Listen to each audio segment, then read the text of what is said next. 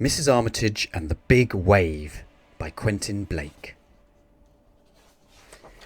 Mrs. Armitage was on her way to the beach. She was wearing her surfing kit and she carried her surfboard under her arm. Breakspear, the dog, ran alongside. When they got to the beach, they walked across the sand and into the water. "What we have to do, Breakspear," said Mrs. Armitage, "is swim out to sea and wait for a big wave." But while they were waiting for the big wave, Mrs. Armitage could see that Breakspear's little legs were getting tired. "What we need here," said Mrs. Armitage, "is something to keep a faithful dog afloat." So she swam back to the beach and bought an inflatable desert island. When she got back, Breakspear climbed onto the desert island and they went on waiting for the big wave.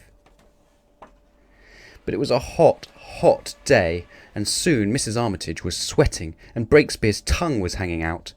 "What we need here," said Mrs. Armitage, "is something to protect us from the sun's powerful rays." So she swam off and came back with a cap with a yellow plastic brim for herself, an umbrella with pink spots for Breakspear, and they went on waiting for the big wave. Now they were nice and cool, but they soon began to feel rather hungry, as you do at the seaside. "What we need here," said Mrs. Armitage, "is a selection of light snacks to keep us going." So she swam off and got a plastic duck and an empty box and tied them together with string and filled the box with tasty items. When she got back, Mrs. Armitage ate an avocado burger and Breakspear had some crunchy dog biscuits, and they went on waiting for the big wave.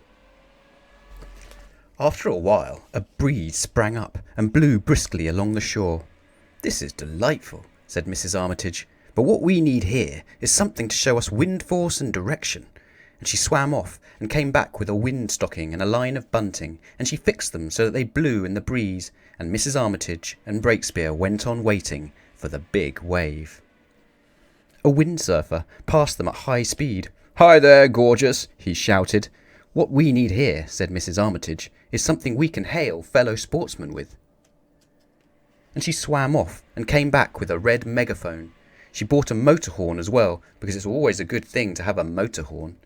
Then she gave a few shouts and hoots, and they went on waiting for the big wave. By now, all kinds of fish were popping their heads out of the water to find out what the fuss was about. "I hope there aren't any sharks," said Mrs. Armitage, and she swam off and came back with a sturdy boat hook. "Now we can give a prod to any sharks that want to trouble us," said Mrs. Armitage, and they went on waiting for the big wave. And then the big wave came. At that same moment, they noticed a little girl called Miranda who had swum out too far and was in difficulties.